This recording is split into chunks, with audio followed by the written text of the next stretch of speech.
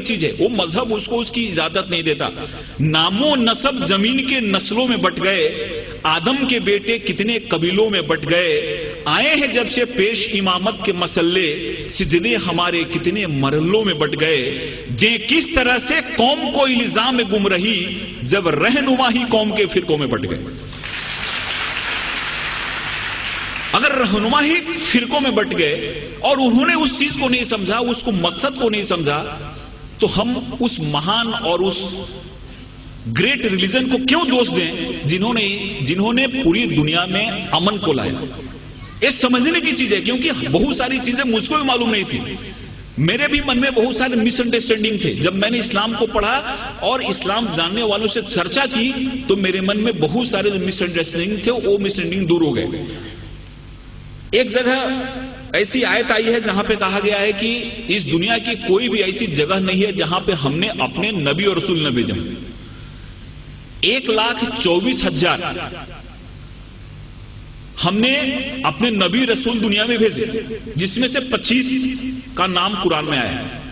دنیا کی کوئی بھی ایسی جگہ نہیں ہے جہاں پہ ہم نے نبی رسول نہ بھیجے ہو، اور پوری دنیا جو ہے وہ خدا کی بنائی ہوئی ہے، اس لیے خدا کے لیے ایک شبد یوز کیا گیا ہے۔ گاڈ جو ہے، خدا جو ہے وہ رب العالمین ہے، اور پروفٹ محمد جو ہیں وہ رحمت العالمین ہے۔ خدا ہر ایک کے لیے، پروفٹ محمد کا جو سندیش ہے وہ کسی ایک ویکتی کے لیے نہیں ہے، ایک ملک کے لیے نہیں ہے، ایک انسان کے لیے، پوری دنیا کے لیے، کیونکہ ہر ایک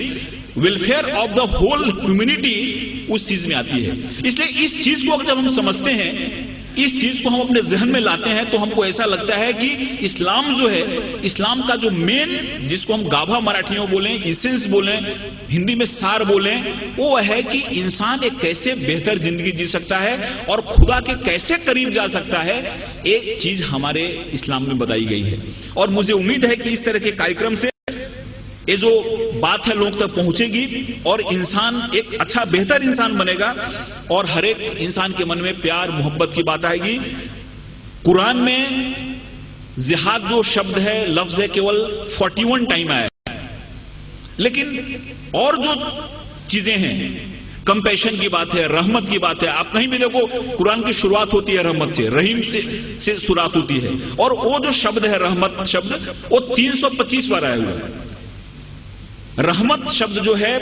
کمپیشن شبد جو ہے، وہ 325 بار آیا ہوا ہے، اور جہاد شبد جو ہے وہ 41 ٹائم آیا ہے، اور وہ بھی جنگ کے ارتھ میں نہیں آیا ہے، جہاد ایک ایفرٹس کے روپ میں آیا ہے، ایک کوشش کے روپ میں آیا ہے، اور اس میں بھی ایسا کہا گیا ہے کہ جہاد اکبر اور جہاد اصغر۔ تلوار کی لڑائی بہت چھوٹی لڑائی ہے جس کو انہوں نے جہاد اصغر کہا، اور خود سے لڑنا جہاد اکبر ہے۔ سب سے بڑی لڑائی ہے خود سے لڑنا، ہمارے اندر جو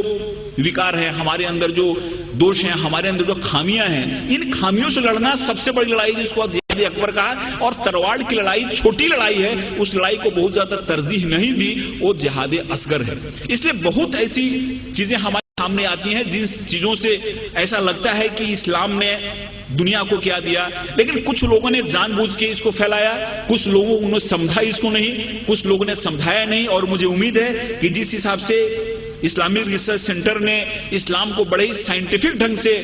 سامنے لایا ہے، ان کی کتابیں بھی جو نکلی ہیں، وہ کتابیں جب کوئی آدمی پڑھتا ہے تو اس کے من میں ایک صحیح پکچر آتا ہے، کہیں بھی کسی کے بارے میں نفرت نہیں، کہیں بھی کسی کے بارے میں من میں ودویش یا دشمنی پیدا نہیں ہوتی۔ اس لیے میں خدا سے دعا کرتا ہوں کہ ان کا یہ جو مقصد ہے وہ کامیاب ہو، ہمارے ہندوستان میں، پوری دنیا میں امن پھیلے، قومی ایکتا پھیلے، قومی آہنگی پھیلے، اور اس شبدوں کے ساتھ میں آپ سے ودا لیتا ہوں کہ محبت سے کرو آغاز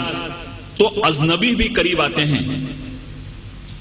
محبت سے کرو آغاز تو اجنبی بھی قریب آتے ہیں، اور محبت ہے ایک روحانی منزل جہاں فرشتے بھی سر جھکاتے ہیں۔ خدا حافظ۔